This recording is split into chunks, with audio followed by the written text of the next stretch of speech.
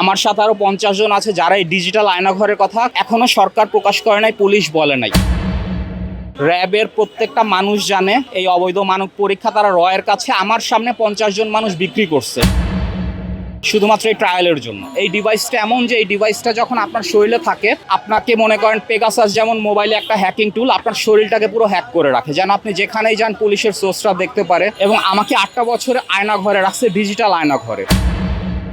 আমি আসলে 2018 সালে র্যাব এবং ইন্ডিয়ান র এর অনেক বড় একটা অবৈধ মানব পরীক্ষার ভিকটিম ছিলাম, যেটা ছিল সামরিক বাহিনীর অস্ত্র ডেভেলপমেন্ট। যে সামরিক বাহিনীর তাদের কিছু এনার্জি অস্ত্র, সেই অস্ত্রের ওদের তাদের টেস্ট করানোর জন্য, মানব পরীক্ষা করানোর জন্য 50 জনকে তারা চাইছিল। আমি যখন আটক থাকি র্যাবের কাছে, তারা 50 জন মানুষ চাইছে যে আমরা এই অবৈধ পরীক্ষা করব। আমাকে সহ আমি আরো বাচ্চা সহ আরো অনেককে দেখেছি তারাই অবৈধ মানব পরীক্ষা করেছে এবং আমাকে 8টা বছরে আয়না ঘরে রাখছে, ডিজিটাল আয়না ঘরে। এই ডিভাইসটা এমন যে এই ডিভাইসটা যখন আপনার শরীরে থাকে, আপনারকে ট্র্যাক করতে পারে, লোকেশন কোড দেখতে পারে, সবকিছু তারা জানে। এবং আমাকে এটা পুলিশের সোর্সরা দ্বারা কন্ট্রোল করাইছে জেলখানা। এই ডিজিটাল আয়না ঘরগুলো পুলিশের সোর্স দ্বারা কন্ট্রোল হয়। আপনাকে মনে করেন পেগাসাস যেমন মোবাইলে একটা হ্যাকিং টুল আপনার শরীরটাকে পুরো হ্যাক করে রাখে, যেন আপনি যেখানেই যান পুলিশের সোর্সরা দেখতে পারে। এবং তখন আমাকে বলছিল র্যাবের সোর্স সারা বাংলাদেশ থেকে, টেকনাফ থেকে তেতুলিয়া ছড়ানো, তোমাকে সব সোর্সের হাতে, কোনো সোর্সের চোখ থেকে তুমি পালাতে পারবা না। 8 বছর আমাকে এইভাবে পুলিশের সোর্স দ্বারা হেনস্থা করে আটকায় রাখছে।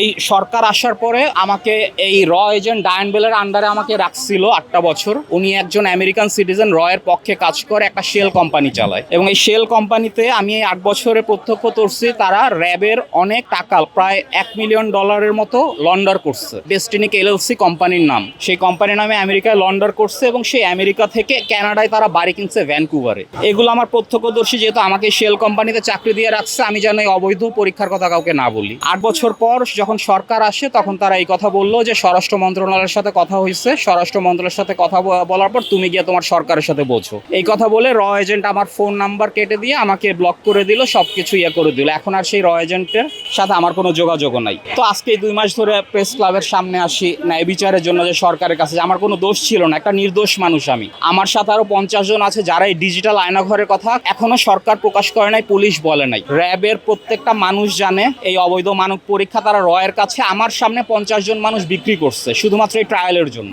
এটা একটা ট্রায়াল যেটা অনুমোদন পায় নাই। অনুমোদন পাওয়ার আগে মানবের উপরে পরীক্ষা করতে হইতো, মানব শরীরে। তো রয়ের মাধ্যমে তারা 50 জন মানুষকে এই ট্রায়াল করছে। কেউ আসামি, কেউ ডিটেইনি, বাচ্চা দেখেছি আমি, 8-9 বছরের বাচ্চাও আছে। এরকম লোকদেরকে তারা এই ডিভাইসটা ট্রায়াল করেছে। তারপরে কোথায় আছে, কেমন আছে আমি জানি না, কিন্তু আমি জানি 50 জন চাইছে র থেকে যে আমাদের 50 জন মানব সাবজেক্ট লাগবে এই ট্রায়ালটা করার জন্য। এবং এই প্রোগ্রামটা ছিল আমেরিকার এনইএসডি প্রোগ্রাম। র এজেন্ট উনি ডায়ান বেল, ইনি ইন্সপেক্টর মুক্তার শেখ, যিনি আমারকে নিয়ে গেছিল। ইনি একজন র্যাবের মেজর, নামটা সম্ভবত জনি। অন্যান্যরা ছিল এএসপি তাহেরুল হক চৌহান, উনি আসছিল। আর একজন ছিল সিটিটিসির ইশতিয়াক আহমেদ, সিটিটিসিতে আসেন। আমার এই মুহূর্তে পৃথিবীতে সম্পূর্ণ এতিম, না হলে প্রেস ক্লাবে দাঁড়াতাম না সরকারের কাছে। আওয়ামী লীগ সরকার করছে ঠিক আছে, বিএনপি সরকার কেমনে করলো? তারা যখন, এই মহিলা যখন বলে, মিথ্যা বলে না, সে বলছে আমি সরকারের সাথে কথা বলে তোমার সাথে ফেলে দিলাম যে তুমি তোমার সরকারের সাথে বোঝো। 8টা বছরে সব শেষ। আমার নাম ফাইজুর মোহাম্মদ ফয়সাল,